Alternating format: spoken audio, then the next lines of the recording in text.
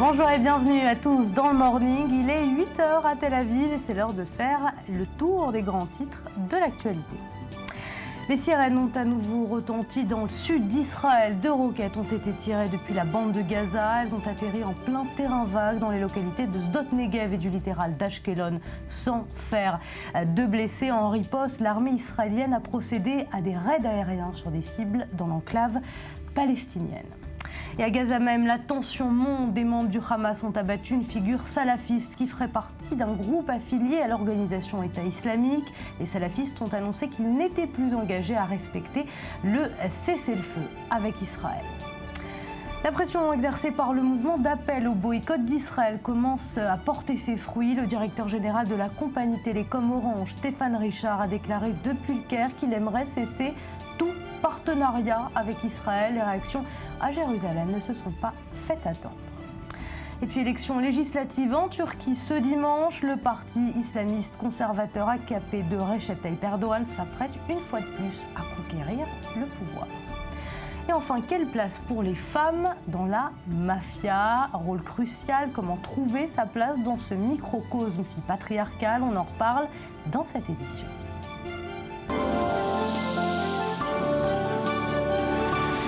Bonjour et bienvenue à tous. 1 an seulement après le début de l'opération Bordure protectrice, les roquettes en provenance de la bande de Gaza s'abattent à nouveau dans le sud du territoire israélien sans faire de blessés. Hier dans la soirée, les sirènes ont donc à nouveau retenti dans les villes d'Ashkelon et de Netivot. Parallèlement, dans la bande de Gaza, la tension monte, je vous le disais, entre le Hamas et les salafistes. Une figure salafiste connue, proche de l'organisation de l'État islamique, a été abattu. Alors Myriam, que s'est-il passé exactement hier soir?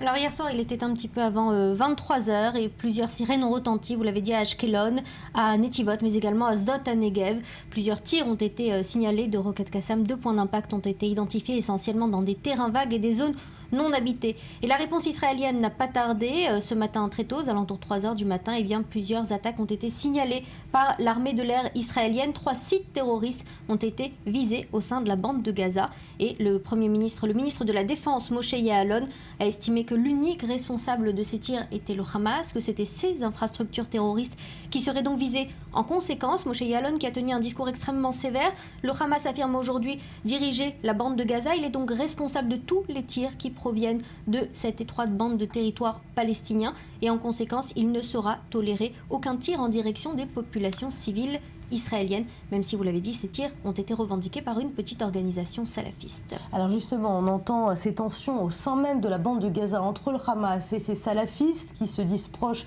de l'organisation État islamique. Ce sont des tensions qui ne sont pourtant pas du tout médiatisées, mais qui existent bel et bien. Effectivement, alors la revendication n'a pas tardé après ces tirs, et c'est effectivement une petite organisation salafiste du nom de Brigade d'Omar, qui est ennemie affichée du Hamas, une organisation terroriste dite réfractaire au sein de la bande de Gaza, et qui a déjà prêté allégeance à l'État islamique, qui a revendiqué ces tirs hier, des tirs revendiqués en signe de vengeance à l'égard du Hamas, qui est accusé d'avoir tué l'un des responsables salafistes il y a une petite dizaine de jours. Et du coup, ces tirs de roquettes, c'est une vengeance à l'égard du Hamas parce que ces brigades salafistes savaient bien que l'adresse ensuite pour une éventuelle riposte israélienne serait bien le Hamas. Le Hamas aussi le savait. D'ailleurs, il n'y a pas eu de victimes dans ces tirs des forces armées israéliennes, pas de blessés, seulement des dégâts. Et effectivement, le Hamas avait immédiatement évacué tous ces sites terroristes les plus sensibles, sachant qu'il y aurait potentiellement une frappe aérienne israélienne, ce qui en dit toutefois long sur la lutte interne au sein de la bande de Gaza qui n'est pas près de se conclure entre salafistes et le Hamas. Est-ce qu'on doit s'attendre à une nouvelle escalade de tensions selon vous, ou est-ce que ça reste des événements plus ou moins contrôlés? Alors pour le moment, ça reste des éléments qui sont parfaitement sous contrôle. Ce qui n'est pas sous contrôle, c'est la bande de Gaza. Le Hamas doit réafficher son autorité. D'ailleurs, c'est ce qu'elle fait déjà depuis hier soir. Il y a des milliers de partisans du Hamas qui sont sortis en uniforme dans les rues pour réafficher l'autorité du Hamas au sein de la bande de Gaza. Il va falloir à présent négocier avec ces organisations salafistes pour trouver une entente, parce que le Hamas aujourd'hui n'a pas les moyens et ne souhaite pas aujourd'hui une escalade de violence. C'est ce qu'estiment aujourd'hui tous les responsables sécuritaires israéliens. Merci pour Myriam Danan. Autre sujet qui met Israël dans l'embarras, la Knesset a tenu hier une session d'urgence afin d'examiner les moyens de lutter contre le boycott international d'Israël organisé par des organisations pro-palestiniennes. Dernier exemple en date, l'Association nationale des étudiants britanniques, ainsi que les propos tenus par le directeur général d'Orange au Caire, qui a déclaré vouloir cesser tout partenariat avec Israël. Cyril Amar. 19 voix pour, 12 contre et 3 abstentions. L'Union des étudiants britanniques a voté mardi son adhésion au BDS, le mouvement international de boycott anti-israélien. Une motion non contraignante pour la plupart des universités outre-Manche. Mais le symbole est fort, moins d'une semaine après l'annulation in extremis d'un vote de la FIFA sur la suspension de la Fédération israélienne de football. Au mois d'octobre dernier, l'Union des étudiants britanniques avait refusé de voter la condamnation des djihadistes de Daesh, jugés islamophobes. Une politique des deux poids, deux mesures qui n'aura pas échappé au Premier ministre israélien, Binyamin Netanyahou. Un groupe d'étudiants en Grande-Bretagne a voté en faveur du boycott contre Israël. Et ce moins d'un an après avoir refusé de boycotter l'organisation de l'État islamique. Ils boycottent Israël, mais ils refusent de boycotter l'État islamique. Voilà tout ce que vous devez savoir sur le mouvement BDS. Après l'Iran et le Hezbollah, le boycott anti-israélien serait-il devenu la nouvelle menace existentielle qui pèse sur l'État hébreu ? Depuis plusieurs jours en tout cas, l'isolement croissant d'Israël sur la scène internationale fait la une des quotidiens israéliens. Face au danger de la délégitimation, Israël a même mobilisé ses meilleurs soutiens à l'étranger. 4 grandes figures de la philanthropie juive américaine, dont le magnat des casinos Sheldon Adelson. Ils se réuniront ce week-end à Las Vegas pour tenter d'endiguer la marée BDS sur les campus américains. En Israël, c'est la Knesset qui se mobilise. Une session parlementaire d'urgence a été convoquée. Daniel, le gouvernement israélien n'a pas de réels moyens de lutter contre ce mouvement de boycott qui prend de l'ampleur. Pour l'instant, il ne s'est pas encore véritablement donné les moyens de lutter. Effectivement, on constate au sein de la Knesset et au sein du gouvernement que ce mouvement en prend de l'ampleur. Il faut préciser, il faut rappeler que BDS, ce n'est pas un mouvement philanthropique, c'est un mouvement qui veut non seulement, qui n'est pas favorable, par exemple, même à la solution de 2 États pour 2 peuples. C'est un mouvement, si on leur demande, eh bien, qui affirme tout simplement vouloir rayer l'État d'Israël de la carte et qui utilise tous les moyens pour obtenir cette objectif. Alors donc, effectivement, le gouvernement israélien a quelque peu délaissé son combat contre BDS, en particulier au cours des 6 derniers mois, puisque le gouvernement, vous savez, était une sorte de gouvernement de transition. Et aujourd'hui, il y a aussi quelques problématiques à l'intérieur du nouveau gouvernement israélien qui font qu'il n'y a pas de coordination entre les différents ministères qui sont touchés par le mouvement BDS. Le ministère de l'Éducation, le ministère du Commerce, le ministère des Affaires étrangères, qui n'a pas un ministre à part entière. C'est Binyamin Netanyahou qui est ministre des Affaires étrangères, donc, et qui est aussi Premier ministre. Il n'y a pas un ministre qui est chargé spécialement de coordonner cette lutte contre BDS, et cela affecte donc la position d'Israël, et cela permet aux opposants à Israël de s'exprimer le plus clairement possible, comme on l'a vu au cours des derniers jours à travers les universités et comme on l'a vu hier avec le PDG d'Orange. Enfin, on sent bien quand même que le mouvement BDS commence à porter ses fruits avec ces déclarations, par exemple, de Stéphane Richard, du directeur général d'Orange, qui dit vouloir cesser tout partenariat avec Israël. Est-ce que vous pensez que ça pourrait influencer la politique israélienne, la politique de Binyamin Netanyahou? Alors d'abord, il faut comprendre que tout est explicable. La position, les déclarations de Stéphane Richard hier ont été faites au Caire. Et ce n'est pas par hasard. C'est l'Égypte qui pousse un mouvement alors que d'un côté, l'Égypte, d'Al-Sisi, lutte contre le Hamas et contre les frères musulmans et sert d'une certaine manière les intérêts d'Israël. De l'autre côté, eh bien, cette même Égypte prône, c'est-à-dire encourage donc ce mouvement de BDS, de boycott de l'État d'Israël, et en particulier exerce des pressions sur Orange pour rompre ses liens avec le partenaire d'Orange en Israël. Il faut rappeler que le partenaire d'Orange en Égypte compte 23 millions d'abonnés, ou 33 millions d'abonnés. Je crois que c'est énorme par rapport aux quelques centaines de milliers d'abonnés qu'a le partenaire d'Orange. Et donc, là, de ce point de vue-là, je ne sais pas qui est Stéphane Richard, s'il est anti-israélien, anti-sioniste ou autre, mais il est clair que face à cela, il y a des pressions économiques qui s'exercent. Et là-dessus, le gouvernement a du mal à réagir. Et alors, concrètement, quelles sont les conséquences de ces pressions, de ces annonces sur Israël? Bien, pour l'instant, le gouvernement doit absolument coordonner. Il doit créer une sorte d'état-major, on va dire, de lutte contre le BDS. Hier, le chef de l'opposition a eu un propos très, très clair. Il a affirmé que c'était une forme d'attentat sous une nouvelle forme d'attentat terroriste. Et donc, quelque part, il faudrait d'abord que l'on puisse trouver une coordination à l'intérieur de l'échiquier politique israélien. On ne l'a pas trouvé hier. Il y avait des divergences de vues assez profondes entre l'opposition et la coalition à la Knesset. On l'a vu en particulier à travers les propos de Zahava Galon, qui a affirmé que quelque part l'État d'Israël est aujourd'hui perçu comme une seconde Afrique du Sud, et que Binyamin Netanyahou a encouragé de par sa politique attentiste donc l'action de BDS. Alors il faut qu'effectivement le gouvernement israélien parvienne à coordonner, à créer une sorte d'état-major qui se focalise sur cette lutte. Il faut préciser, à travers ce qu'on a vu par exemple en Grande-Bretagne, effectivement c'est un phénomène préoccupant, mais c'est un phénomène relativement marginal. L'union des étudiants britanniques, c'est le reflet d'un état d'esprit. C'est ça le véritable problème. C'est le reflet d'un état d'esprit. Les votes des différents parlements européens en faveur de la reconnaissance d'un État d'Israël, ça n'a pas d'influence sur l'État d'Israël directement, mais ça crée un état d'esprit, un contexte extrêmement hostile à Israël. Et face à cela, Israël ne peut pas se permettre le luxe de laisser passer. Merci Daniel Haïk. Nouveau rebondissement dans le scandale qui éclabousse l'Organisation mondiale de football. Chuck Blazer, ancien secrétaire général de la Confédération de football d'Afrique du Nord, d'Amérique centrale et des Caraïbes, a reconnu devant les enquêteurs américains avoir touché avec d'autres personnes de la FIFA des pots de vin dans le cadre de la sélection du pays organisateur des Coupes du Monde en 1998 et en 2010. Joseph Emmanuel. Le FBI vise désormais Sepp Blatter. Il était jusqu'à présent épargné par la justice américaine, mais beaucoup pensent qu'il était le prochain sur la liste du FBI. C'est à la surprise générale que l'homme fort de la richissime instance de football annonçait mardi soir sa démission. Un discours bref prononcé face à une salle à moitié vide au siège de la FIFA à Zurich. Je remettrai mon mandat à disposition lors d'un congrès électif extraordinaire.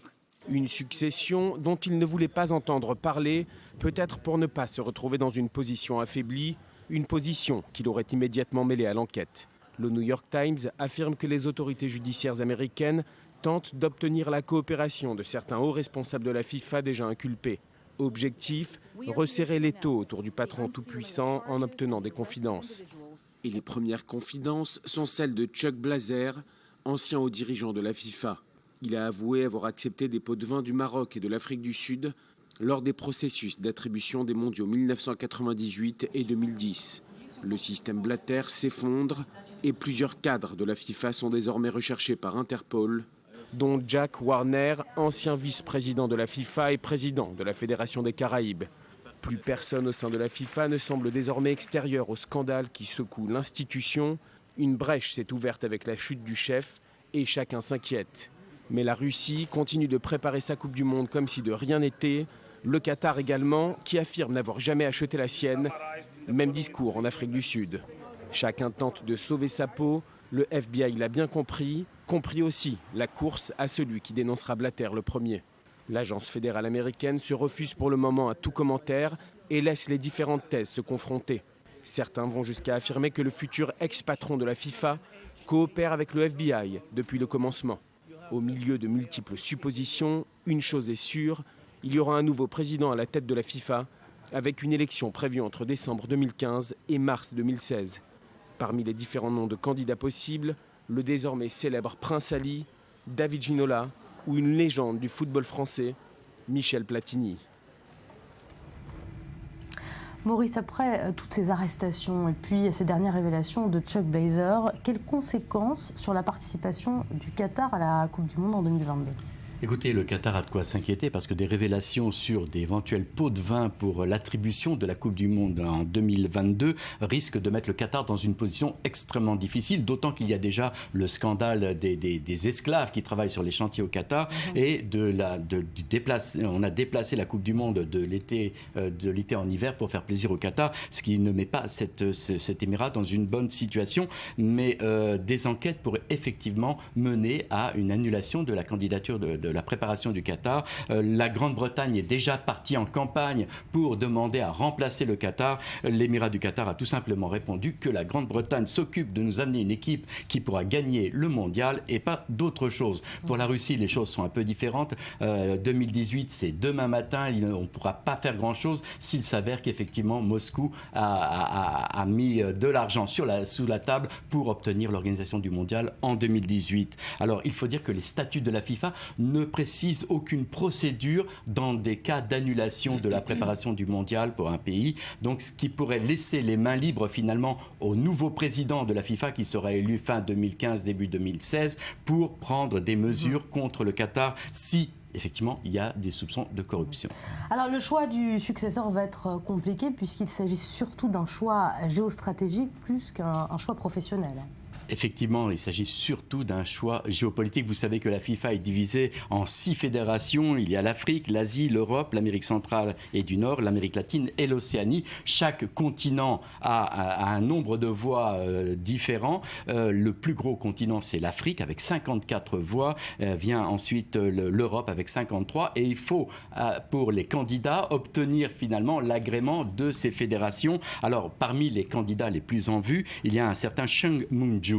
C'est un milliardaire sud-coréen qui fait partie de la famille du célèbre constructeur automobile Hyundai, donc qui a un poids économique énorme et il pourrait mettre l'Asie en premier plan. Mais pour cela, il faut encore que l'Asie obtienne également le soutien de l'Afrique et des 40 voix de l'Afrique pour pouvoir prétendre à la première place. Il y a aussi le prince Ali de Jordanie, mais là encore, c'est un combat au sein de la Fédération Asie où le sud-coréen ou le jordanien, mais pas les deux à la fois qui seront candidats. Le candidat le plus en vue, bien sûr, c'est Michel Platini, qui est à la tête de la Fédération européenne. Mais vous savez que cette Fédération européenne n'est pas très appréciée au sein de la FIFA à cause de son passé historique, de son poids financier. L'Europe représente 25% des revenus de la FIFA à elle toute seule, c'est-à-dire un quart des revenus. C'est énorme et elle a un poids et une place, notamment, elle représente 45% des droits audiovisuels. C'est un poids économique et financier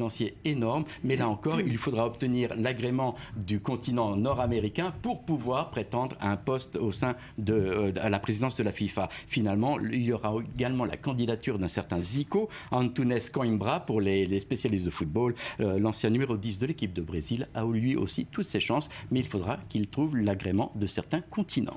Merci Maurice. En France, les gardes à vue de 6 personnes interrogées hier dans l'affaire des sondages de l'Élysée ont été levées. Parmi elles figurait l'ancien ministre UMP de l'Intérieur, Claude Guéant, mais aussi Xavier Muscat, ancien secrétaire général de la présidence et l'ex-directrice de cabinet Nicolas Sarkozy à l'Élysée, Emmanuel Mignon. Cette enquête porte sur la régularité des contrats conclus sous le quinquennat Sarkozy entre l'Élysée et 9 instituts de sondage, notamment la société Publifact de Patrick Buisson. Dossier de la dette grecque à présent. François Hollande s'est entretenu avec Alexis Tsipras et Angela Merkel. Un peu plus tôt, dans un discours à l'OCDE, Hollande avait assuré que l'Europe et les institutions internationales étaient à quelques jours, voire à quelques heures seulement d'un possible règlement pour la Grèce. Même conclusion du côté de la chancelière allemande. On l'écoute. Tous nos efforts en ce moment, notamment les discussions bilatérales et trilatérales que nous menons, aussi avec le président français, visent à ce qu'un accord puisse être atteint dans le cadre des délais convenus et nous y travaillons très intensément. Et puis le Fonds monétaire international est toujours intraitable sur la réforme des retraites. L'institution internationale a contribué à bloquer les négociations sur une liste de réformes contre des prêts supplémentaires à Athènes. Il exigeait encore le week-end dernier une réforme des retraites avec des baisses supplémentaires du niveau des pensions. Yohann Jameta. Il est le partenaire le plus intransigeant des négociations sur la dette grecque. Le Fonds monétaire international est la seule institution qui refuse de reporter la date de remboursement de la Grèce sans nouvelle promesse de réforme de sa part. Une modification du régime des retraites et une baisse des pensions, requête immédiatement balayée par Alexis Tsipras, le Premier ministre grec, qui ne veut plus faire peser le poids de la dette grecque sur la population. Conséquence immédiate, le blocage des discussions par le FMI. Sa directrice, la Française Christine Lagarde, refuse l'assouplissement des règles de l'institution. Le FMI suit certaines règles. Toutes les options sont disponibles pour chaque pays, mais le report de paiement n'est clairement pas une option adaptée à la situation actuelle. Nous n'avons jamais vu une économie développée demander des reports, et les retards de paiement sont analysés comme des financements additionnels octroyés à ce pays. De nouveaux financements signifieraient de nouvelles contributions par la communauté internationale, dont certains pays sont dans une situation beaucoup plus difficile que le pays qui demande ces reports. Derrière ce refus, le souhait du FMI de laisser sa réputation de gendarme des questions économiques intactes. Après avoir géré de nombreuses crises en Afrique et en Amérique du Sud, l'institution refuse de perdre de l'autorité au sein de la zone euro. Une position critiquée à de multiples reprises par ses partenaires européens. La Commission européenne lui reproche d'émettre des recommandations pas adaptées à la réalité de la situation grecque. Une rigidité que le FMI devra remettre en cause s'il souhaite que les négociations reprennent leur cours. La coalition internationale qui lutte contre l'État islamique affirme avoir déjà éliminé plus de 10 000 djihadistes dans ces bombardements. Pour autant, le groupe djihadiste continue de livrer bataille en Syrie contre l'armée d'Assad et le Hezbollah, notamment près de la frontière libanaise et dans la région de Damas. Joseph Emmanuel. Damas est la prochaine cible de l'État islamique. Des milliers de combattants arrivent en Syrie. Ils viennent d'Irak et d'Iran. Un ordre, défendre la capitale syrienne et sa banlieue. Il serait 7 000, bientôt 10 000 hommes pour épauler l'armée syrienne et les milices pro-gouvernementales. L'objectif, reprendre Jizr al-Shourour, ville stratégique située entre Latakia et Alep, verrou vers la côte méditerranéenne et vers la région de Hama au centre du pays. L'armée syrienne a perdu la ville il y a un mois face aux islamistes d'Al-Nosra, une branche syrienne d'Al-Qaïda. Face à cette coalition, une autre coalition composée en grande partie d'Iraniens. Cité par l'agence iranienne IRNA, un général de la République islamique annonce : dans les jours qui viennent, le monde va être surpris par ce que nous préparons, en coopération avec les chefs militaires syriens. Une coopération appelée par les responsables syriens face au revers des derniers jours. Le mouvement islamiste Hezbollah combattrait pour le régime en périphérie de la ville d'Arzal, à la frontière libano-syrienne. L'allié russe est également appelé, dans un moment où des alliances se nouent. Des militaires syriens affirment qu'un accord a été signé entre les rebelles et 3 pays, ennemis irréductibles de Bachar el-Assad, l'Arabie saoudite, le Qatar et la Turquie. Jeudi dernier, le chef d'Al-Nosra a affirmé que son organisation n'avait qu'un unique objectif, faire chuter le régime syrien, ses symboles et ses alliés. Les attaques des rebelles se font de plus en plus violentes en Syrie. Ici à Alep, l'explosion de cette bombe a fait 16 morts, la moitié sont des enfants. Une violence extrême qui fait perdre du territoire au régime syrien et qui amène des critiques de l'allié iranien. La République islamique insiste pour un changement de stratégie de l'armée syrienne. Selon elle, mieux vaut contrôler moins de territoires, mais bien les contrôler. Une stratégie désormais mise en place avec les milliers d'hommes envoyés pour protéger Damas. Vous vous souvenez peut-être de Michael Enright, cet acteur britannique qui a joué notamment dans Les Pirates des Caraïbes aux côtés de Johnny Depp. Il a désormais quitté les plateaux de tournage pour partir en Syrie et combattre les terroristes du groupe État islamique. Il y a quelques mois, il a rejoint donc les rangs des Kurdes. Il explique son départ en évoquant les décapitations d'otages et le sort des Yézidis, cette minorité persécutée par les djihadistes, et enfin l'immolation du pilote jordanien. Il a dit: l'État islamique doit être éradiqué, c'est une tâche pour l'humanité. Un monde de pouvoir et d'argent qui suscite la fascination, la peur et la curiosité. La mafia, un monde connu pour être très patriarcal, mais quelle place ont donc les femmes dans la mafia? On en parle avec vous ce matin, Betsabé. Oui, il faut savoir que les Italiens eux-mêmes sont un petit peu perdus sur la question. Y a-t-il plus de femmes mafieuses? Sont-elles plus dangereuses? Éléonore, alors l'université de Bocconiste à Milan se penche sur ce sujet et tente de comprendre s'il y a une corrélation, par exemple, entre d'une part, la place croissante quand même des femmes au sein des mafias suggérées par les médias, par la télévision, et puis la quantité des factus, de dénonciations, de poursuites de femmes pour crimes et délits mafieux. Alors vous allez me dire, comment se fait-il qu'en Italie même, on n'ait pas déjà toutes les réponses à ces questions? La réponse est simple. Jusqu'à présent, les femmes mafieuses étaient surtout dans l'ombre, à l'ombre des caméras, et puis aussi à l'ombre de leurs maris, frères, pères, qui au grand maximum se servaient d'elles pour des opérations mafieuses. Sauf que la place réelle au sein des mafias est bien moins stéréotypée que dans la société italienne, d'après quelques récentes études.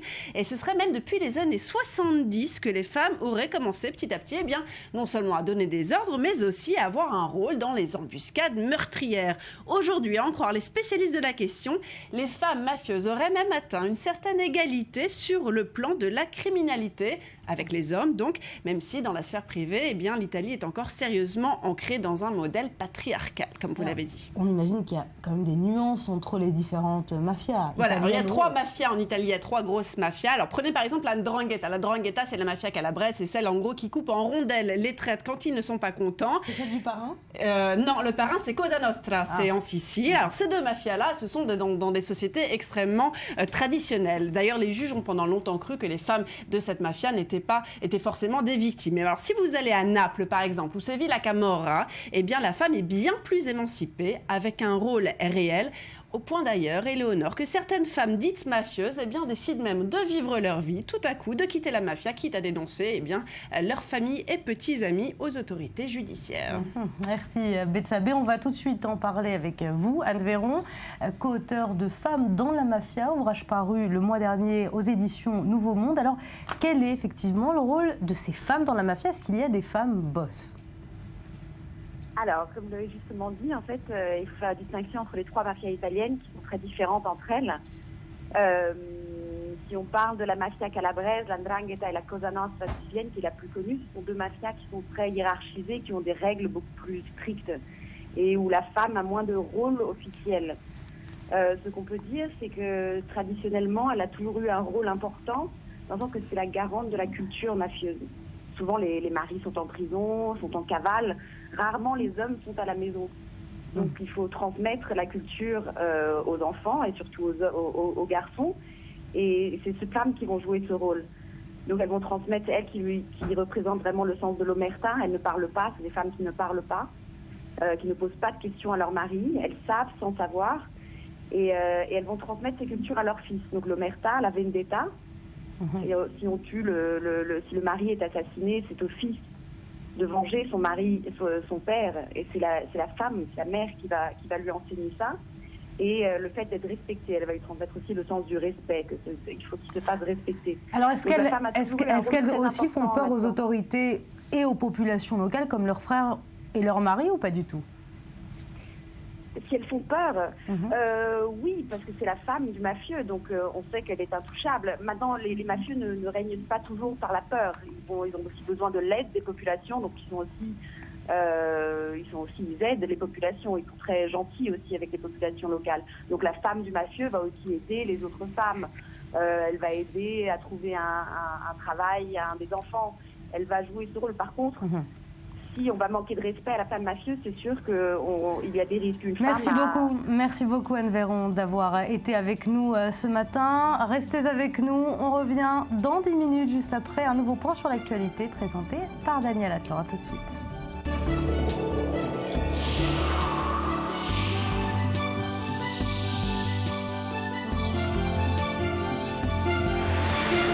Le retour sur le plateau du Morning. Rebonjour à tous, il est 8h42 à Tel Aviv et on parle de ces élections législatives en Turquie. Ce dimanche, le parti islamiste et conservateur AKP de Recep Tayyip Erdogan s'apprête une fois de plus à reconquérir le pouvoir. Yohann Jameta. C'est un vote de la plus haute importance pour la présidence turque. La population s'apprête à voter dimanche 7 juin pour les élections législatives. Des élections pour lesquelles le parti du président Erdogan, l'AKP, part favori. Les sondages lui accordent plus de 40% des intentions de vote. Un chiffre considérable mais pas assez important aux yeux du parti au pouvoir, qui aimerait remporter au moins 400 sièges sur les 550 dont dispose le Parlement. Objectif, avoir une majorité suffisante dans son camp pour réviser la Constitution et renforcer les prérogatives du président. Un objectif ambitieux mais qui sera difficile à atteindre. À la tête de la Turquie depuis 13 ans, l'AKP s'essouffle. Jusqu'à ces élections, l'économie était un point fort de l'AKP. Ils ont été en mesure de maintenir une croissance économique, en mesure d'élever le revenu du pays et de sa population. Ce n'est plus le cas aujourd'hui. Donc dans le domaine de l'économie, l'histoire est beaucoup moins attirante. Chômage, dette et ralentissement de la croissance, autant de facteurs économiques dans le rouge et qui mettent l'AKP dans une position délicate. Le miracle turc est devenu un mirage qui appartient au passé. Du point de vue des inégalités de revenus, la Turquie est le premier pays en Europe. Le pays qui a le plus grand inégalité de revenus et du point de vue pauvreté aussi. Mais c'est surtout l'attitude de la stratégie politique du président Erdogan qui joue en défaveur de son propre parti. Accusé de l'intérieur et de l'extérieur d'une dérive autoritaire, Erdogan n'hésite pas à jouer la carte de la folie des grandeurs. En octobre 2014, il a inauguré son nouveau palais présidentiel. Un luxueux complexe de 200 000 m² pour un coût estimé à 500 millions d'euros. Une de mesures qui s'est ressentie samedi lorsque l'AKP a célébré en grande pompe l'anniversaire de la prise d'Istanbul par les Ottomans. Fanfare, lecture du Coran et défilé militaire aux couleurs médiévales.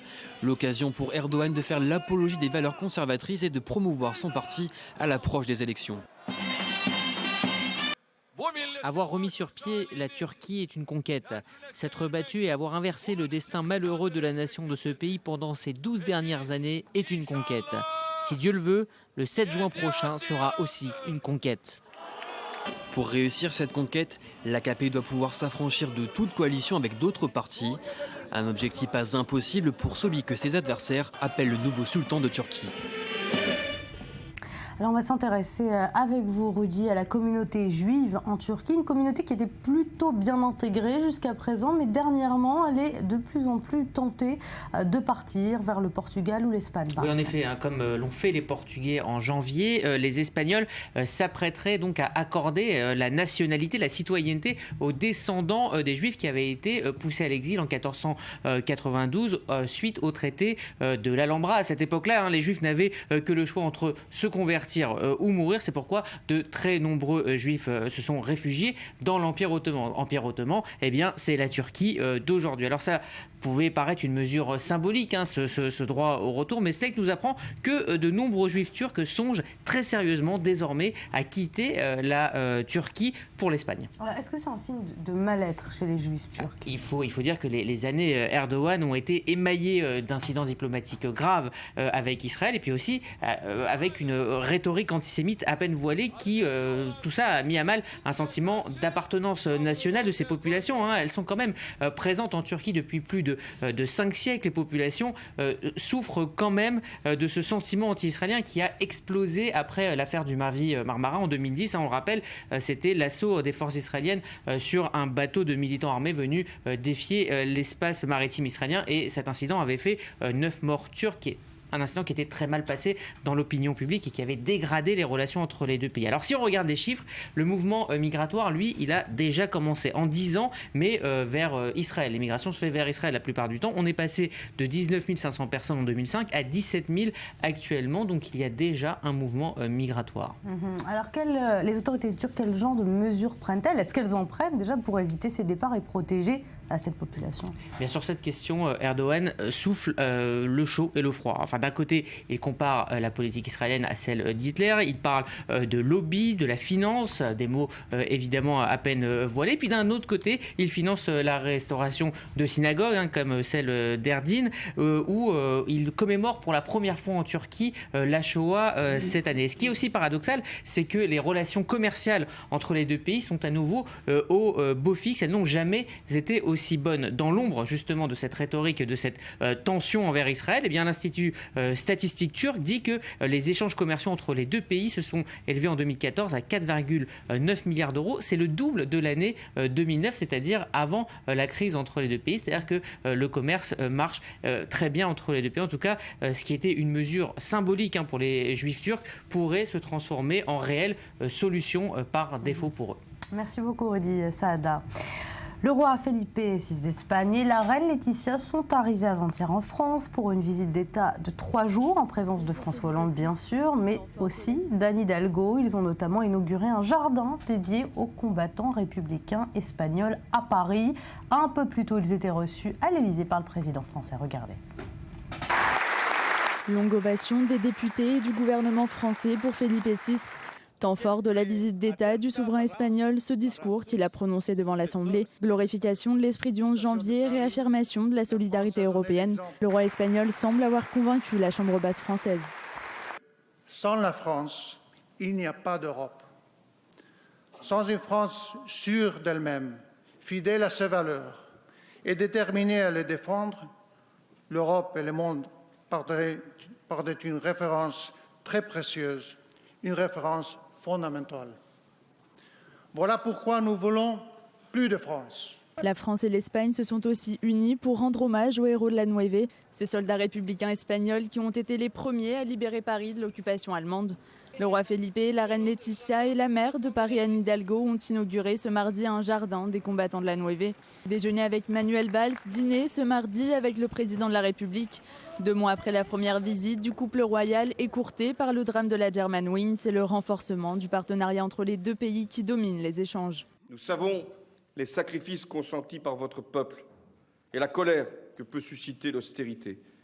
Nous sommes convaincus que l'ouverture au monde, la solidarité européenne et l'unité nationale sont les réponses face aux tentations de repli et de peur. Une union des forces déjà largement initiée entre les 2 pays. La France est le premier client et le 2e fournisseur de l'Espagne. Un lien économique qui sera mis à l'honneur ce jeudi. Rencontre avec les représentants des milieux économiques espagnols et français et forum d'entreprises. Un volet particulièrement important pour une Espagne qui peine à se relever de la crise économique. Allez, c'est l'heure du petit déjeuner avec vous, Betsabé, un repas très important puisqu'une étude australienne vient de le confirmer. Les élèves qui sautent leur petit déjeuner perdraient même 2 heures d'apprentissage par jour, n'est-ce pas? Exactement, oui. Le rapport a été publié par la Banque alimentaire d'Australie et s'intitule Hunger in the Classroom, donc faim en classe. Les auteurs de cette enquête ont passé au crible quelques 500 écoles primaires et collèges du pays. Conclusion, attention, plus des 2 tiers, 67% des enseignants australiens se plaignent de voir arriver le matin des enfants, et ça va vous rappeler des bons souvenirs, Éléonore, des enfants affamés, ayant souvent l'air triste, en colère et arrivant plus souvent en retard et incapables de se concentrer pour 73% d'entre eux, voire léthargiques, concrètement, un ventre vide. Ce serait même 2 heures d'apprentissage en moins. Ouais, des chiffres inquiétants, d'autant plus qu'en France, par exemple, les enfants sont de plus en plus nombreux à sauter le petit déjeuner. Voilà, vous pouvez vous référer par exemple aux études du CREDOC, c'est le Centre de recherche pour l'étude et l'observation des conditions de vie en France. Il a publié sa traditionnelle, comme chaque année, sa traditionnelle enquête sur les comportements et consommations alimentaires. Et là non plus rien de très très réjouissant. 29%, près d'un tiers donc des jeunes sondés ont rapporté avoir sauté au moins un petit déj pendant la semaine. Ils étaient 11% 10 ans plus tôt, donc ça fait 3 fois plus de petits déj sautés, d'autant que les enfants mangent de plus en plus souvent seuls. 30% des petits Parisiens mangent seuls, voire devant la télé, et donc plus vite, moins bien, voire pas du tout. Or, attention, manger le matin, ce n'est pas qu'une affaire de concentration. On l'a vu, ça endommage le travail, ça endommage la capacité de suivre ses cours à la classe, mais aussi ça endommage les réflexes alimentaires. Et oui, si vous sautez le petit-déj, eh bien vous aurez tendance, et ça vaut sans doute pour les grands, on va voir ça tout de suite, à se tourner vers des repas beaucoup plus caloriques, voire plus gras à l'heure du déjeuner. Rudy, vous avez l'air de suivre la question. Cela dit, c'est pas bien de manger devant la télé, sauf devant le morning. Sauf devant le morning. Là, vous pouvez prendre votre petit déjeuner devant le morning. Allez, on va tout de suite en parler avec Arnaud Cocolle, nutritionniste à la Pitié-Salpêtrière à Paris. Bonjour, merci d'être avec nous ce matin. Alors dites-nous, que peut-on donner à manger à nos enfants pour qu'ils soient à la fois énergiques et quelque chose d'appétissant également?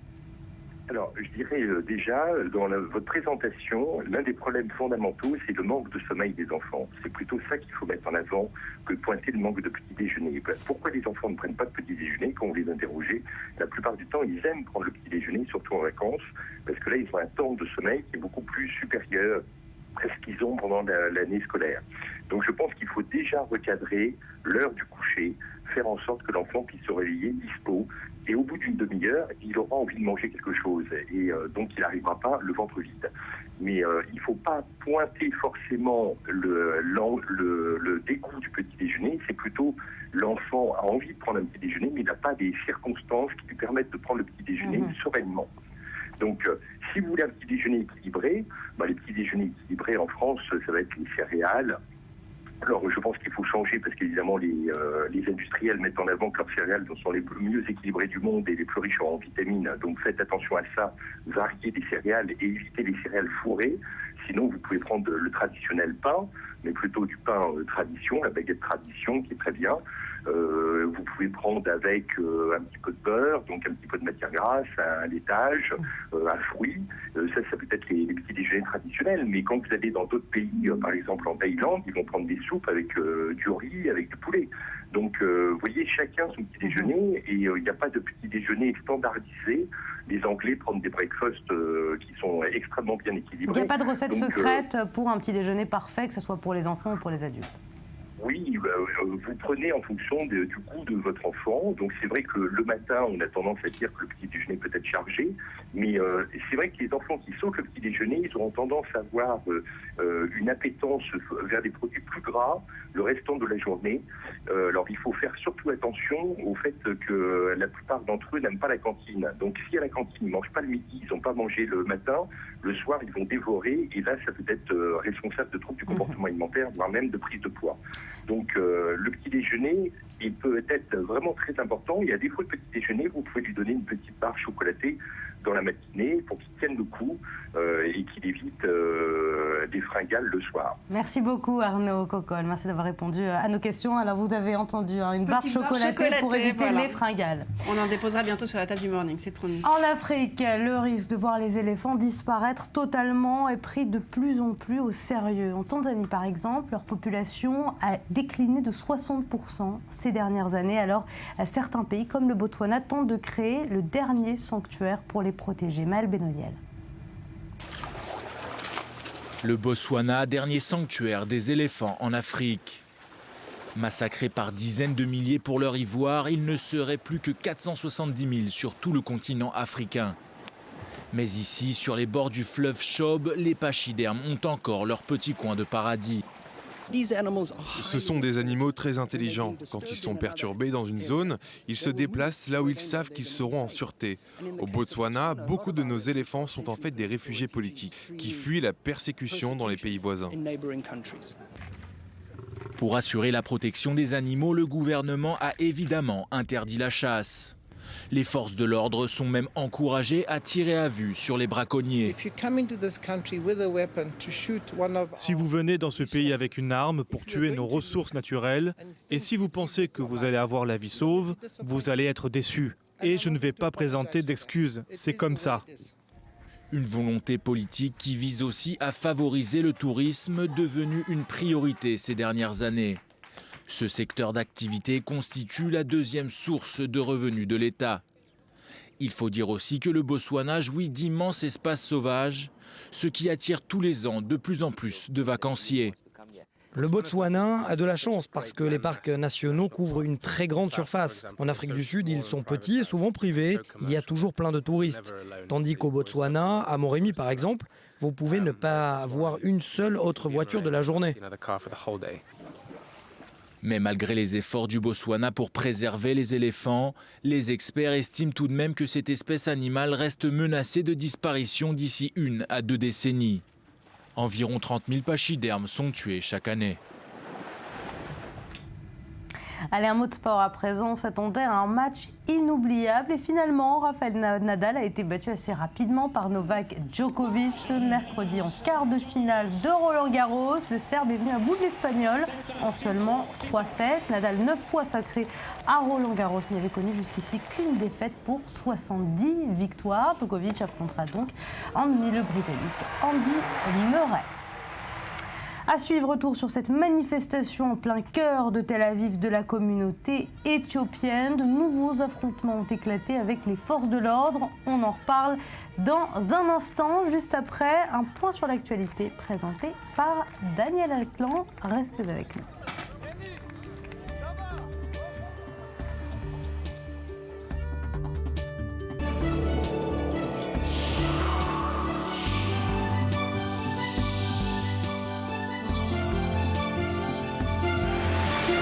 De De retour sur le plateau du Morning, merci d'être toujours avec nous.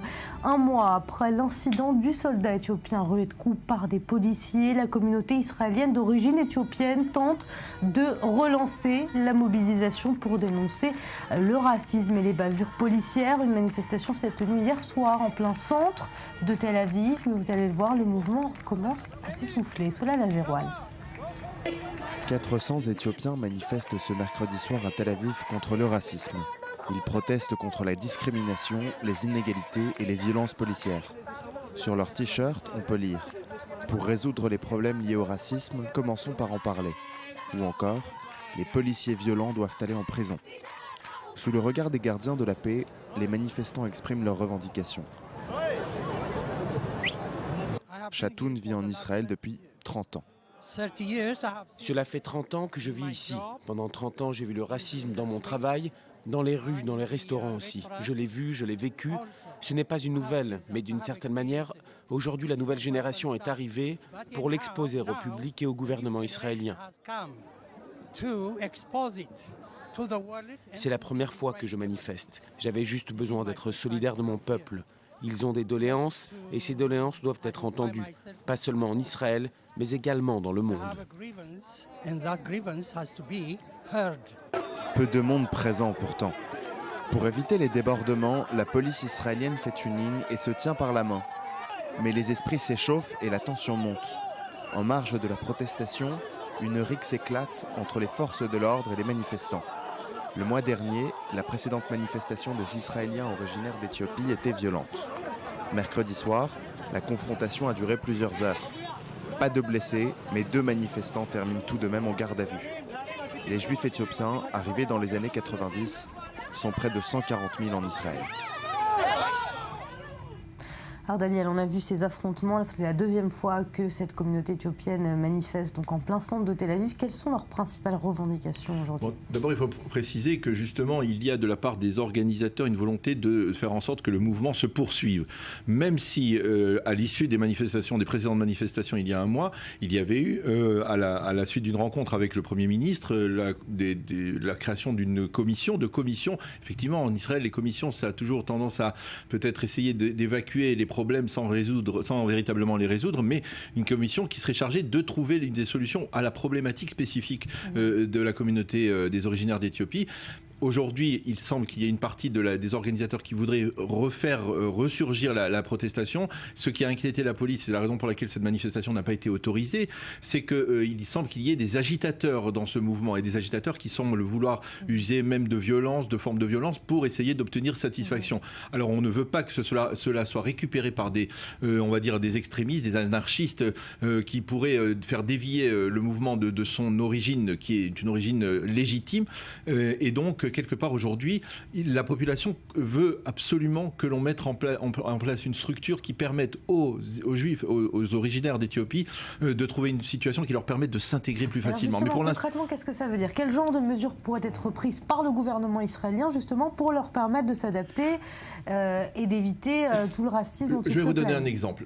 L'une des critiques faites était que les Juifs d'Éthiopie, originaires d'Éthiopie, sont restés 30 ans après dans les centres d'intégration dans lesquels ils ont été où ils sont arrivés au début. Essayer de les disperser, de faire en sorte qu'ils ne restent pas dans une sorte de ghetto dans certaines villes, comme par exemple à Mevaseret Zion, dans les faubourgs de Jérusalem. Il y a toutes sortes de propositions qui ont été faites au cours des dernières semaines. Il faut les mettre en application. D'une certaine manière, une manifestation rappelle à l'ordre les autorités et les oblige à essayer de prendre des décisions, mais il ne faut surtout pas qu'elles soient récupérées par des agitateurs qui auraient des intérêts autres que les intérêts légitimes de la population. Merci Daniel, on reste avec vous. On parle de ce triste anniversaire. Israël se souvenait hier qu'il y a tout juste un an, selon le calendrier hébraïque, à peu près 3 adolescents étaient enlevés puis assassinés dans le Gush Etzion. Les assassins, 2 membres du Hamas de Hebron, furent éliminés plusieurs mois plus tard. Et entre-temps, ce double meurtre allait déclencher une nouvelle guerre avec la bande de Gaza. Léa Berdugo s'est rendue dans le Gush Etzion hier pour une veillée d'hommage. Regardez. Un an après l'enlèvement et le meurtre des 3 jeunes Israéliens, cette forêt située dans le bloc d'implantation du Gush Etzion en Cisjordanie s'est transformée en lieu de recueillement et de prière. Le 30 juin dernier, jour de l'annonce de leur mort, quelques Israéliens ont décidé d'occuper ce bois situé en territoire palestinien. Aujourd'hui, ce terrain sert de lieu d'hommage pour les 3 jeunes Israéliens tués l'an dernier. Ayala Frankel est la sœur de l'un d'entre eux, Naftali. Un an après, la souffrance reste vive. C'est un mélange de joie et de douleur. La vie continue. On apprend à pleurer et à rire ensemble. Évidemment que c'est difficile et c'est toujours là dans mon cœur. Mais ce n'est pas pour autant qu'on a arrêté de vivre. La vie ne s'est pas arrêtée, toutefois le climat de tension reste prégnant dans ce bloc d'implantation. Des mesures supplémentaires de contrôle ont été prises par les autorités. Multiplication des caméras de surveillance, renforcement de la présence de l'armée. Les moyens ont été mis pour éviter des enlèvements similaires. Mais pour le maire de ce conseil régional, la situation a changé pour le meilleur.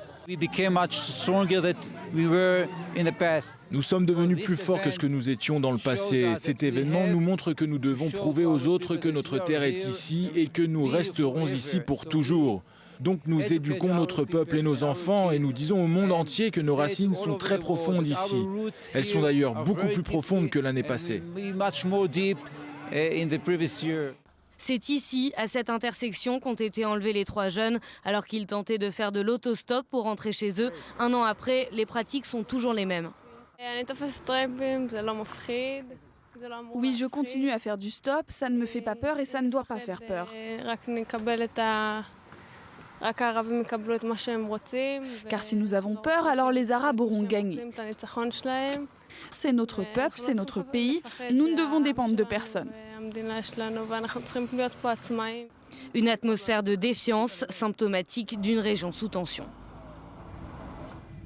Daniel, comment Israël a commémoré hier ces événements? De manière tout à fait particulière, une journée de l'unité, de la solidarité nationale a été décrétée hier. Elle a été sponsorisée, si l'on peut dire, par la présidence de l'État, mais aussi par une association qui s'appelle Gesher, qui est là, qui œuvre en particulier dans le rapprochement des différentes composantes de la société israélienne. L'objectif est celui qui a été le message des 3 mères de ces 3 jeunes adolescents qui ont été assassinés, c'était d'essayer d'unifier la société israélienne, pas de l'uniformiser, mais de l'unifier, de faire rentrer un peu plus d'union dans la société israélienne, tout en tenant compte des divergences, des différences d'opinion, mais d'essayer de trouver le dénominateur commun. Et c'est le message qui est passé hier, en particulier lors de la cérémonie qui s'est déroulée à la présidence de l'État, organisée par Reuven Rivlin, en présence des 3 familles, et avec une volonté, justement, il y a un prix qui a été remis, un prix de solidarité et d'unité au sein de la nation, à la mémoire des 3 jeunes,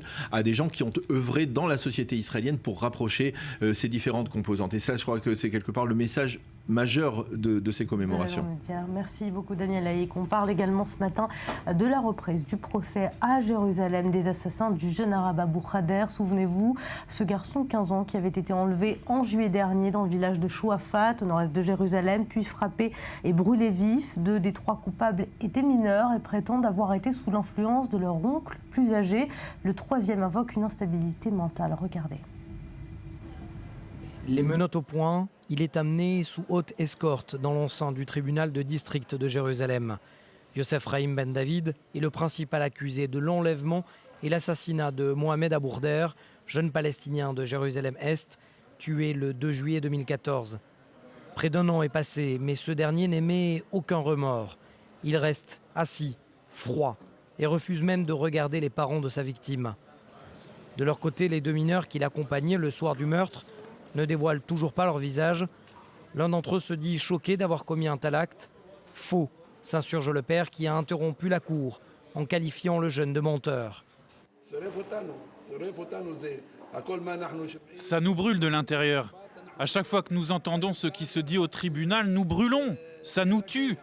Ils n'ont pas brûlé que notre fils, ils nous brûlent aussi. Ils mentent. Ce n'est pas possible comme ça. Ce jeune, dont le nom n'est pas autorisé à la publication, raconte ainsi comment Ben David les a entraînés. Une première tentative d'enlèvement sur un enfant de 7 ans, et puis le lendemain une recherche morbide dans plusieurs quartiers arabes, avant de rentrer dans Chouafat et d'enlever Mohamed Abourder. Une fois dans la voiture, le jeune Palestinien est battu puis étranglé par Ben David avant de perdre connaissance. Il sera ensuite brûlé vif. Selon l'avocat d'un des 2 jeunes mineurs accusés, c'est Ben David qui les aurait forcés à verser de l'essence sur un Bourdaire. Le mineur que je représente ne connaissait pas les plans du principal accusé. Il ne connaissait pas non plus la finalité de ses actes. Le principal accusé, donc Youssef Rahim Ben David, tente d'invoquer la folie, mais la Cour le considère tout à fait apte à être jugé pour ses actes. Il risque la prison à vie.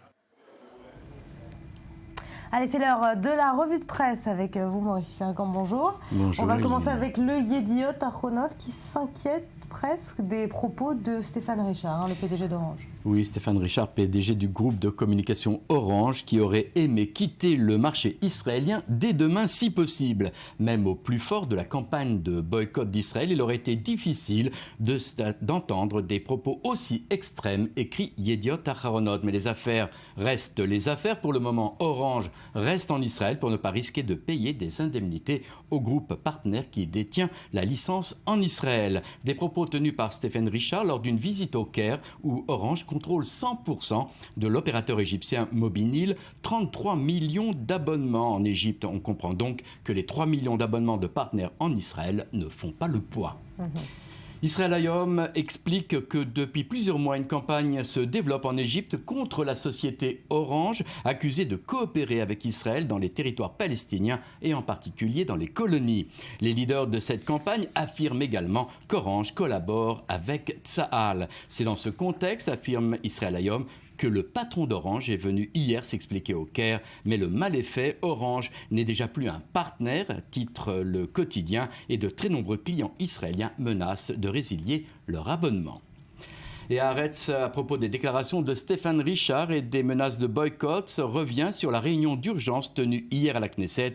La ministre de la Justice, Ayelet Shaked, propose de lancer une contre-offensive et de boycotter ceux qui nous boycottent. Les boycotteurs ne cherchent pas à partager Israël, a-t-elle dit, mais veulent tout simplement nous effacer de la carte. Et on passe chez nos voisins, où pas un mot du boycott, mais l'ordre du jour est au centre sur la menace présentée par l'islamisme. Le Daily Star libanais publie l'interview du général américain John Helland, chargé de la lutte contre l'État islamiste. Le général, représentant d'Obama au sein de la coalition alliée, prévient qu'il faudra encore des décennies et une génération au moins avant de vaincre l'État islamique. En tout cas, l'agence de presse officielle iranienne Fars News ne manque pas une occasion de souligner les succès dans la lutte contre les djihadistes. Fars News annonce ce matin que le ministre des Affaires étrangères du soi-disant État islamique a été liquidé par l'armée syrienne. Et Fars News de souligner que l'État islamique entretient des relations avec les renseignements saoudiens et est soutenu par Israël. Et on finit par l'Égypte Independent. L'Égypte est préoccupée par les relations bilatérales avec l'Allemagne. Recevant le président égyptien Al-Sisi à Berlin, la chancelière allemande Angela Merkel a fait savoir qu'elle était contre la peine de mort dirigée contre les leaders islamistes et en particulier contre l'ex-président Morsi, mais que ceci ne devrait pas porter ombrage aux échanges commerciaux entre les deux pays, affirme la chancelière. En d'autres termes, pour l'heure, la sécurité et le commerce comptent plus que la démocratie. Merci Maurice. Israël mène depuis le début de la semaine un exercice de sécurité grandeur nature. Il s'agit de simuler une attaque massive visant le territoire israélien. Maxime Pérez. Zichron Yaakov, à une dizaine de kilomètres de Haïfa. Dans cette localité proche du nord d'Israël, plusieurs missiles viennent de s'abattre sur une zone d'habitation. Ces décombres sont là pour signifier l'ampleur des destructions provoquées par l'impact des projectiles. C'est cet exercice plus vrai que nature qu'effectuent depuis bientôt une semaine les unités de la défense passive de Tsahal. L'objectif n'étant rien d'autre que de se préparer à la guerre. Je crois qu'on est prêt à répondre à n'importe quelle situation. Ici, tout le monde a de l'expérience. Il y a 4 mois de formation requise, mais en réalité, ce genre d'entraînement a lieu en permanence. Les secours arrivent sur la zone sinistrée en quelques minutes. Après un rapide état des lieux, les blessés les plus légers sont soignés sur place. Les plus grièvement atteints sont évacués en ambulance. Au milieu des ruines, les secouristes de Tsahal ont quelques minutes pour préparer leurs équipements et recevoir les premières consignes. Un peu en retrait, ce soldat est là pour centraliser les informations recueillies par les services de secours. Car ici, tout le monde est à pied d'œuvre. L'armée, la police et même ces secouristes de l'organisation Zaka. Comme lors d'attentats, ils sont là pour collecter les restes de corps afin que les victimes puissent être enterrées selon la tradition juive. Nous essayons d'améliorer notre rapidité d'intervention. Le but étant d'acheminer sur zone les forces qui sont nécessaires pour qu'on puisse prodiguer les premiers soins, à la fois aux blessés et aux personnes coincées sous les décombres. Ces unités sont entraînées pour travailler jour et nuit, jusqu'à une semaine, sans interruption. Dans ces opérations de secours qui visent d'abord à sauver des vies, tous les moyens sont mis à disposition des secouristes, y compris ces chiens qu'Israël utilise souvent sur les théâtres de catastrophes naturelles, comme récemment au Népal. Je peux vous dire que dans tout le pays, partout où il y a une menace, nos forces peuvent agir comme ici et répondre à des situations extrêmes. Car il faut bien comprendre que nous nous préparons au pire, pas à un scénario basique. Je me réjouis d'ailleurs de la coopération de chacun. Pour le renseignement militaire israélien, le Hezbollah et le Hamas ne souhaitent pour l'instant pas d'escalade aux frontières nord et sud du pays. Au sein même de l'état-major de Tsahal, certains hauts gradés estiment même que la situation sécuritaire n'a jamais été aussi bonne pour Israël. Mais au vu de la dégradation de la situation régionale, notamment en Syrie, la donne pourrait à tout moment changer.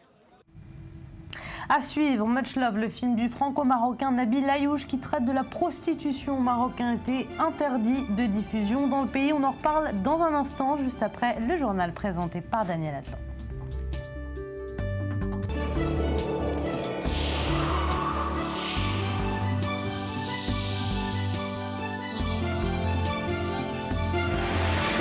Allez, c'est l'heure de l'instant cinéma dans le morning avec vous, Laetitia Loreni, bonjour. On va parler ce matin d'un film qui crée la polémique. Effectivement, ça s'appelle Much Love de Nabil Ayouch. C'était présent à la quinzaine des réalisateurs à Cannes. Il a déjà fait beaucoup parler de lui à ce moment-là. C'est un film qui raconte le quotidien de prostituées dans le Marrakech d'aujourd'hui. L'histoire de Noah, Randa, Soukena et Khlima qui s'épaulent, s'entraident malgré leur quotidien dans la misère et leurs soirées inavouables et humiliante. Le film, c'est une fiction ancrée dans la réalité, extrêmement bien informée, qui montre les autorités marocaines comme complices de la situation. En mai, juste avant sa projection à Cannes, des extraits les plus dérangeants pour les extrémistes marocains et complètement sortis de son contexte, de leur contexte, avaient fuité sur Internet. Voilà l'un d'entre eux. رندا نبغيك تقادي المشي وديري لي شي مشيت الحمامه غنبقاو 6 كيلو د القحاب تما سمعتي عرفتي باش ما تلفيش جلسي حدايا ما تنوضيش تحت شي تحيد تحوي تحواي ما كتشوف فيا قحبه كتخسر الهضره باش نهضر بالدمياطي رندا واش كتعرفي ديري 8 بدرمتك ومعاك كنهضر الزدب سمعناك واليوم نبغي اللي عندها شي تروم يبانوا عليها واللي عندها شي سيغان يبانوا عليها واللي عندها شي شلاقن يبانوا عليها اتفقنا انا ما تصحيني شي حبيبه عارفاني كنعرف قحبه من القحاب الكبار ما عنديش ناس نخاف كيف ماشي اكثر منك خليك ليلي ومني تتعلمون سعيد على فكره شوي بمصر الحوس اللي كيما الدريات الحوس شي جايبها جلنا وسخر ليا يا سيدي ربي اليوم في شي ساعه ويجيكم بوغوس زوين وزبو ما كبيرش بزاف وعنده الفلوس بزاف وندوز ليله من بعد. On voit bien quand même un langage très cru qui a visiblement choqué les autorités marocaines. Alors tellement que le ministère de la Communication marocain a annoncé cette semaine l'interdiction de projection dans son pays, faisant valoir le fait que le film comporte un outrage grave aux valeurs morales et à la femme marocaine et une atteinte flagrante à l'image du royaume. Derrière s'en sont suivies des pétitions sur Internet, des protestations sur les réseaux sociaux, des plaintes contre le réalisateur et plus grave, des menaces de mort lancées à l'encontre des artistes. Très vite, un message de soutien a été signé par plus de 25 cinéastes, dont les frères Dardenne, Costa Gavras, même Michel Hazanavicius, le réalisateur de The Artist. De toute évidence, ils disent ce film sur le milieu de la prostitution à Marrakech montre une réalité que les autorités marocaines refusent de regarder en face. Pourtant, cette réalité niée ne sera modifiée en rien par cet acte de censure délibérée. Alors Laetitia, vous avez aussi des informations sur le prochain projet de Clint Eastwood. Voilà, transition toute faite ou pas. Tout à fait. Donc c'est le nouveau réalisateur de Clint Eastwood. Après le succès d'American Sniper, Warner Bros. A annoncé quel serait le film du prochain réalisateur de 85 ans. Vous n'allez pas être déçus. Est-ce que vous vous rappelez du 15 janvier 2009 Non. Au nord de... Vous étiez en tout cas pas au nord de Manhattan, parce que sinon vous en seriez rappelé le miracle de cet avion qui a atterri sur l'Hudson après avoir subi une panne due à un troupeau d'oies qui s'était égaré dans les réacteurs de l'appareil en plein vol. Et bien voilà, c'est exactement ce dont il va s'agir dans le prochain film de Clint Eastwood. Il prépare un biopic sur la vie de celui grâce à qui 155 passagers s'en sont sortis sains et saufs. C'est le capitaine de la compagnie US Airways, Chesley Sullenberger, que l'on surnomme le Captain Sully. J'ai choisi cette photo puisque il porte visiblement votre chien dans ses bras. Donc voilà. Et voilà. Ouais, il paraît en tout cas, ça a apporté bonheur. Un film qui, une fois de plus, retrace la vie d'un héros national américain derrière la caméra de Clint Eastwood. C'est sur un scénario de Todd Komarnicki, qui lui-même a adapté du livre Highest Duty, My Search for What Really Matters, de ce capitaine Sullenberger et de son petit chien. Le film, visiblement, ne s'arrêtera pas à l'exploit quasi impossible et largement relayé de cet atterrissage filmé en vidéo et diffusé partout dans le monde, indique la Warner Bros. Pictures dans un communiqué, car au-delà des images vues à maintes reprises, un drame avait lieu qui aurait pu faire perdre sa réputation et sa licence au pilote. Mystère, on le découvrira dans certainement un an encore dans ce prochain film de Clint Eastwood. Avec le cousin d'Edmond en guest star. Rappelons qu'Edmond est le nom de votre chien qui lui ressemble. Merci beaucoup, Rudy. Avec une grande page dédiée à ce magnifique bulldog. Dernières images du jour, c'est le prochain film de Meryl Streep qui s'appelle Suffragette. Aux côtés de Carey Mulligan, elle va se battre pour l'égalité des femmes dans ce film basé sur l'histoire vraie de ces militantes britanniques qui ont revendiqué le droit de vote dans une Angleterre conservatrice au début du XXe siècle. Je vous en dis pas plus, il faudra attendre le 11 novembre pour le voir au cinéma, mais on a déjà quelques extraits. Women do not have the calmness of temperament or the balance of mind to exercise judgment in political affairs. Vote for women! Never surrender. Never give up the fight. Merci Laetitia. On prend à présent la direction de San Francisco. Les Grateful Dead, ça vous dit peut-être quelque chose. Créé en 65 et dissous 30 ans après, ce groupe psychédélique et libertaire continue de générer des fans à travers le monde. Il se nomme donc les Deadheads de New York à Tel Aviv. David Combin les a suivis, regardez. Qu'est-ce que Bill Clinton, Steve Jobs ou encore Keith Haring ont en commun? Tous sont des Deadheads. Les Deadheads, ce sont les fans du groupe américain Grateful Dead. Aujourd'hui encore aux États-Unis, le rock psychédélique rime avec Grateful Dead. 1965, nous sommes à San Francisco.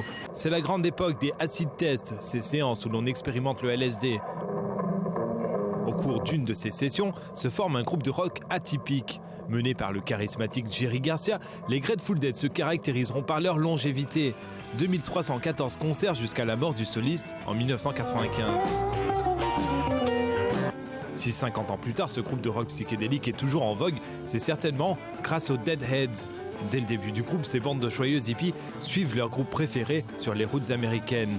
Des fans renommés pour leur fidélité. Dans l'air du temps, la liberté.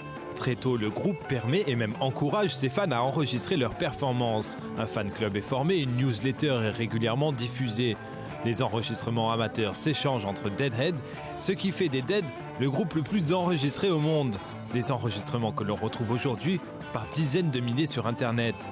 De l'Égypte au Royaume-Uni, d'Istanbul à Tokyo, les Deadheads du monde entier se retrouvent sur le site officiel, y échangent souvenirs, posters et cassettes audio d'époque.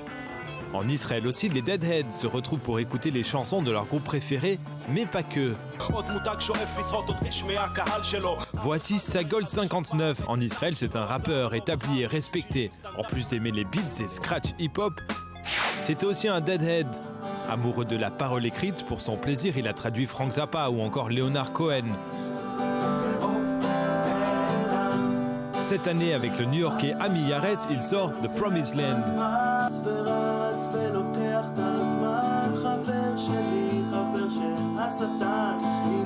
Il y a environ 2 ans, j'ai commencé à m'intéresser à l'idée de chanter les Grateful Dead en hébreu. J'ai commencé à lire les paroles avec plus d'attention, à écouter les mots, et j'ai compris que c'était quelque chose de faisable. The Promised Land, c'est bien plus qu'une compilation de chansons traduites. Segal a tenu à les adapter en y remplaçant les références américaines par d'autres, israéliennes. C'est ainsi que le Utah devient en hébreu le Carmel. Lorsque j'ai commencé à traduire, j'ai pris 2 grandes décisions. La première a été d'essayer de conserver la sonorité des paroles, que la phonétique reste la même. La seconde a été d'hébraïser la traduction, en faire quelque chose d'israélien.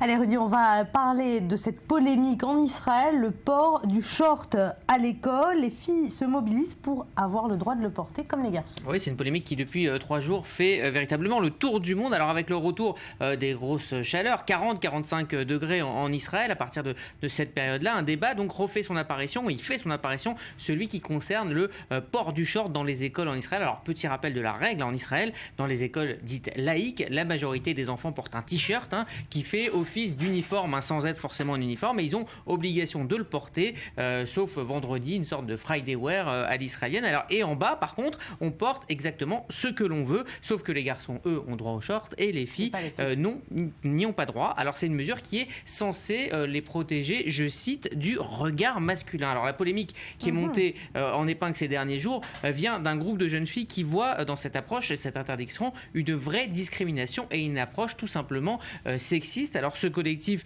a créé une page Facebook qui a fait la une du Haaretz. Alors, dans le journal, l'une des jeunes dit ceci: on dit aux filles de ne pas venir en short parce que les garçons nous regardent, nous sommes les victimes et c'est nous qui nous retrouvons sur le banc des accusés. Alors, boosté par la médiatisation, cette page Facebook est très active. Tout le monde, voilà, même les garçons se photographient en short par solidarité. Le sujet a été même au menu du jour à la Knesset suite à une motion d'urgence déposée par la députée Union sioniste Michal Biran, et cela ouvre le débat non pas sur l'égalité mais surtout sur comment les femmes sont perçues. Alors le mouvement va continuer. Le 16 juin prochain, il y aura une manifestation avec des politiques devant la Knesset, une manifestation pour, je cite, donner une leçon d'école, de donner à l'école plutôt une leçon d'égalité, et elles ont même adressé une lettre au ministre de l'Éducation nationale. Alors voilà sur ces images ce que Michal Biran a donc répondu. Voilà, elle dit voilà, nous devons demander quel message nous transmettons à ces jeunes femmes. Est-ce qu'elles doivent avoir honte de leur corps? Je souhaite que le ministre de l'Éducation nationale, c'est-à-dire Naftali Bennett, intervienne et annule cette interdiction à caractère discriminatoire. Alors ça montre en fait que l'uniforme ne règle pas vraiment... on règle rien. Oui, en tout cas, le débat sur l'uniforme, c'est un vieux débat, notamment en France. L'UMP est pour l'uniforme, enfin l'ex-UMP, désormais les Républicains sont pour l'uniforme depuis des années. Les défenseurs de l'uniforme disent que c'est un facteur d'égalité, ça gomme les différences sociales. Quant aux détracteurs, ils disent justement que c'est une standardisation forcée de l'élève et de sa personnalité. Et chaque pays a ses codes et ses manières de faire. Alors à chaque fois, la question justement sur l'égalité est au centre de cette question de l'uniforme. Alors par exemple, en Australie, on a poussé l'égalité jusqu'à faire porter aussi la cravate aux filles. L'uniforme est une institution au Royaume-Uni, dans tous les pays du Commonwealth comme la Malaisie ou la Nouvelle-Zélande. Égalité encore au Japon. Uniforme aussi pour les écoliers, mais aussi sac à dos uniformisé pour tout le monde. Loin quand même, voilà, on les appelle les rando seru, et les Japonais ont des sacs à dos qui sont les mêmes pour éviter justement toute distinction sociale. Pour en revenir au problème de décence et de regard des hommes, direction cette fois les États-Unis. Alors c'est un pays où les uniformes sont appliqués aux écoles privées, mais en école publique, c'est à peu près la même loi en Israël. C'est-à-dire que dans les écoles publiques, la loi est la même. Il n'y a pas d'uniforme proprement dit, mais il y a un code vestimentaire. Le code vestimentaire stipule qu'il y a une longueur minimale de la jupe et que les vêtements qui sont troués ou abîmés ou obscènes sont interdits. Et partout où il y a eu interdiction, il y a eu contestation, crise d'ado oblige de la part de ces jeunes. Alors en Israël, nombreux sont les collégiennes qui témoignent et qui disent avoir été renvoyées de cours, avoir subi des discriminations, tout simplement pour avoir porté un short. Mais pour finir, je vous pose la question, est-ce que l'uniforme c'est forcément un gage de décence? Posons la question à Britney.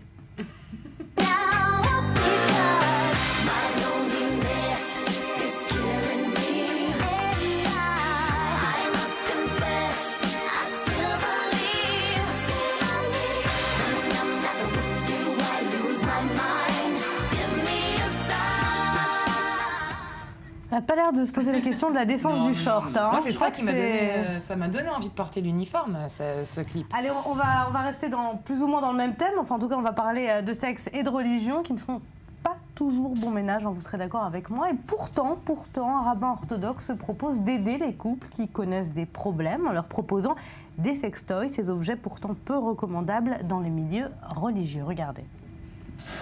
Lui préfère parler pudiquement d'objets pour les couples, mais qu'il soit inspiré de la Statue de la Liberté ou de la Tour Eiffel, les produits que vend en ligne ce rabbin ne sont autres que des vibromasseurs destinés au plaisir des couples juifs pratiquants.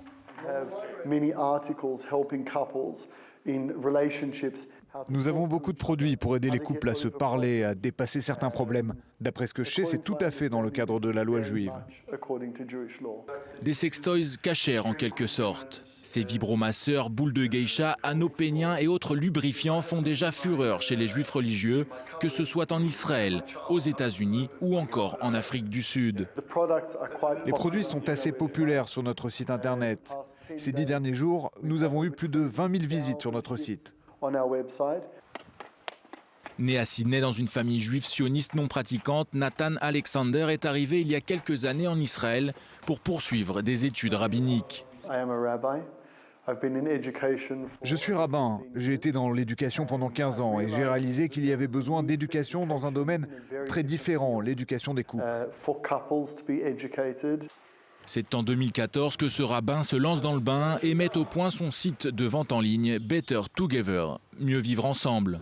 Un site où les couples peuvent aussi consulter des sexologues et autres gynécologues. Les retours de la communauté locale, comme dans le monde entier, est plutôt très positif.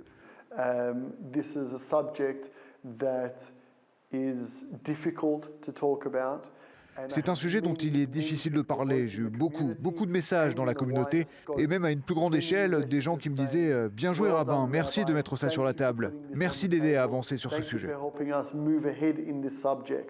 Un sujet jusque-là tabou dans la communauté religieuse, mais le rabbin Alexander espère avec son site internet faire évoluer les mentalités.